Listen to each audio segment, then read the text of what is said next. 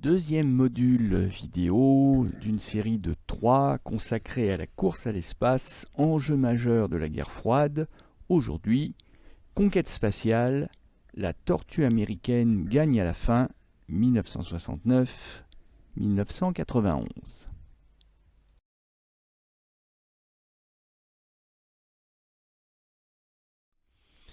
Alors autant les dirigeants de l'URSS ont eu un peu de mal finalement à prendre la pleine mesure des exploits technologiques de la science soviétique, autant les Américains, eux, ont pris très au sérieux cette course à l'espace dans laquelle ils se sont engagés, il faut bien le reconnaître, avec retard. Et il n'y a pas que le chef d'état-major de l'armée de l'air américaine qui n'accepte pas la domination outrancière de l'URSS. Il va y avoir aussi le président des États-Unis, en particulier John Fitzgerald Kennedy, qui commence à être pour nous une vieille connaissance, puisque c'est le même JFK qui s'est rendu au pied du mur de Berlin pour dénoncer de manière retentissante le mur de la honte construit par la RDA pour séparer Berlin-Est de Berlin-Ouest. Donc c'est le même président. Il est à droite sur la photo, c'est celui qui désigne le ciel avec ses lunettes de soleil. Et Kennedy va être celui qui va véritablement lancer les États-Unis dans la course à l'espace.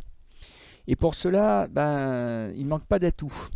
D'abord, il y a la formidable machine économique américaine capable de financer le programme spatial américain, parce que ça va coûter quand même très cher. Mais il y a aussi le savoir-faire et des scientifiques américains, ou d'ailleurs des scientifiques néo-américains, américains mais indirectement, c'est-à-dire en particulier le talent d'un Wernher von Braun au centre de la photo. Et Wernher von Braun, c'est le père des V1, V2, c'est-à-dire un Allemand qui, pendant la Seconde Guerre mondiale, fabriquait les premiers missiles pour le compte d'Hitler, et qui, à la fin de la guerre, a préféré offrir son talent aux Américains plutôt que d'être forcé de l'offrir à l'armée rouge de Staline. Donc les Américains ont récupéré Wernher von Braun, et cet ancien scientifique du Troisième Reich va être le père du programme américain Apollo, ce programme qui permettra aux Américains, grâce aux fusées Saturne, de se rendre sur la Lune. Voilà. Kennedy est le président américain qui ne renonce pas à contester à l'URSS sa domination, son leadership dans la course à l'espace, The Race for the Moon. Il relève le défi dans un discours qui fait date, dans lequel il explique que nous vivons une époque extraordinaire et nous relevons un défi extraordinaire, nous étant le peuple américain. Notre nation, par sa force, ses valeurs, se doit de porter la cause de la liberté dans le monde, et si j'ose dire dans l'espace. Si nous voulons remporter la bataille qui fait rage entre la liberté et la tyrannie, nous devons prendre conscience que, à l'image du lancement du Spoutnik en 1957, les Soviétiques ont acquis une avance considérable dans la course à l'espace et ils exploiteront leur avance encore quelque temps. Donc là, en quelques phrases, Kennedy annonce 3 choses. Les États-Unis vont relever le défi, première chose. Deuxième chose, oui, certes, les Soviétiques ont pris de l'avance, mais il est toujours possible de les rattraper. Et troisième chose, on est toujours dans cette vision manichéenne qui était celle de Truman lors de sa célèbre doctrine, quand il déclarait d'un certain point de vue la guerre idéologique à l'URSS. C'est le camp du bien contre le mal. Et dans l'espace aussi, l'URSS c'est le mal. Et dans l'espace aussi, les États-Unis c'est le bien. Et il importe que le bien l'emporte sur le mal. Mais la course à l'espace n'est pas sans risque. Les États-Unis vont le découvrir à leurs dépens. Parce que ça n'est pas tout que de dépenser des milliards de dollars et de faire appel aux meilleurs scientifiques. Il faut aussi compter avec les imprévus, les accidents. Et le 21 janvier 1967, dans le cadre du programme Apollo 1, qui devait être le premier voyage habité dans l'espace pour les États-Unis, eh bien, les trois astronautes de l'équipage qui composent l'équipage meurent brûlés vifs, victimes d'un accident directement sur le pas de tir. Les premiers martyrs, les premiers héros sacrifiés de la course à l'espace côté américain. Et Kennedy de poursuivre dans ce discours du mois de mai 1961, quelques semaines seulement de la construction du mur de Berlin. Eh bien, Kennedy annonce que désormais, il est temps pour nous d'accélérer le pas, de montrer clairement notre suprématie dans le domaine de l'espace, sur lequel repose à bien des égards le futur de l'humanité. Notre nation doit se donner comme objectif, d'ici à la fin de la décennie, d'envoyer un homme sur la Lune et de le ramener sain et sauf sur la Terre. À vrai dire, ce ne sera pas un homme qui ira sur la Lune, mais une nation tout entière. Et là, Kennedy prend un risque, parce qu'effectivement, 10 ans c'est court pour envoyer un homme sur la Lune, et je pense qu'un certain nombre des scientifiques de la nouvelle agence spatiale créée par Kennedy pour mener à bien le projet, autour de Werner von Braun et de son programme Apollo, c'est la fameuse NASA. Je pense qu'il y a un certain nombre de scientifiques de la NASA qui ont dû être passablement inquiets quand ils ont entendu le président américain donner un délai aussi court pour non seulement rattraper le retard sur l'URSS, mais lui passer devant, pour lui damer le pion.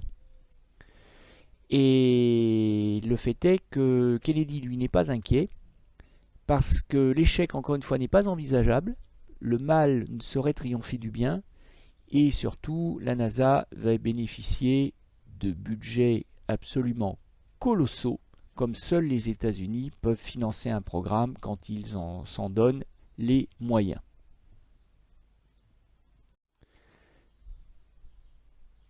Voici une image, une photo avec un angle de vue assez exceptionnel d'une fusée du programme Apollo. Au décollage depuis probablement Cap Canaveral aux États-Unis. L'agence spatiale américaine de la NASA a bien travaillé. Et les États-Unis vont finalement remporter leur pari le 16 juillet 1969. L'astronaute américain Neil Armstrong fait, comme il le dit lui-même dans la formule restée célèbre, un petit pas pour l'homme, un grand pas pour l'humanité, lorsqu'il allunit et débarque et marche sur la Lune. John Kennedy, l'homme qui finança la NASA et qui donna comme objectif à l'agence spatiale américaine d'envoyer un homme sur la Lune, n'est plus là pour le voir, puisqu'il a été assassiné dès 1963. Mais ses successeurs ont continué à financer généreusement la conquête spatiale américaine. Et le résultat est là. La revanche sur les soviétiques est éclatante parce que les soviétiques ne progressent plus et ce sont les Américains qui sont passés devant. Et c'était bien là l'essentiel. Et du reste, contrairement aux soviétiques qui avaient eu un peu de mal à anticiper la portée véritablement historique et mondiale du Spoutnik et aussi du premier vol spatial de Yuri Gagarin, eh bien, les Américains, eux, ont bien anticipé sur la portée de l'événement. Et l'événement est télévisé, filmé en direct. Et selon évidemment le décalage horaire, c'est en pleine nuit en France, eh bien des millions, pour ne pas dire des dizaines de millions de personnes vont assister à l'événement. Alors évidemment, la télévision est encore un objet de luxe, un objet encore rare, en noir et blanc, bien sûr, mais ça n'est pas grave. L'événement va avoir un retentissement mondial, et cela pour le plus grand crédit, pour le plus grand triomphe des États-Unis d'Amérique dans leur duel spatial avec l'Union soviétique.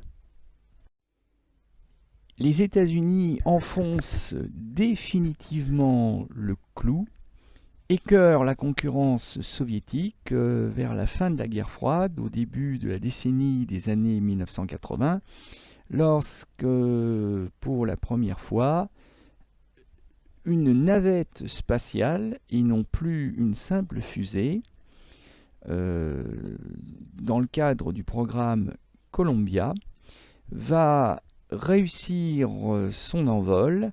Alors, la navette décolle comme une fusée, comme le montre la photographie de gauche. Elle est collée littéralement à une fusée équipée d'immenses réservoirs de carburant. Mais au retour de sa mission, elle se pose comme un avion.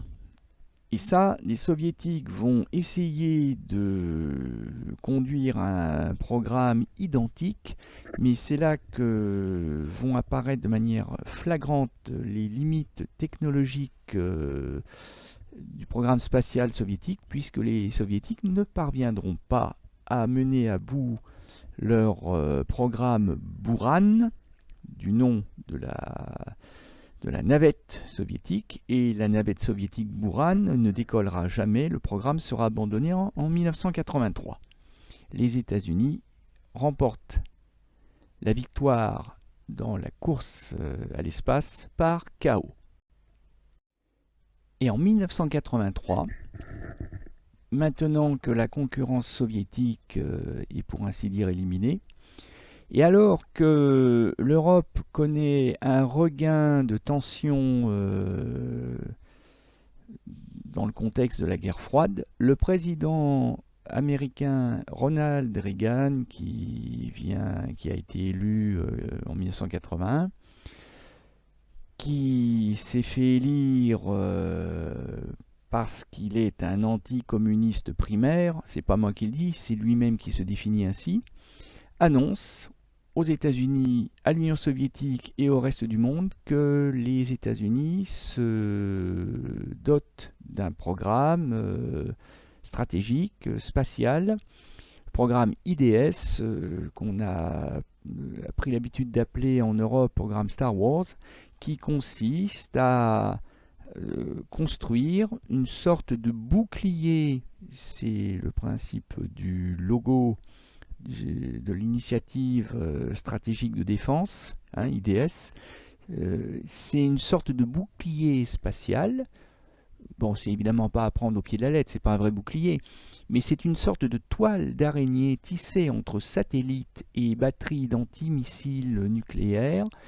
Le but, c'est d'empêcher toute attaque venant de quelque endroit du monde, et notamment de l'Union soviétique, sur le sol sacré des États-Unis.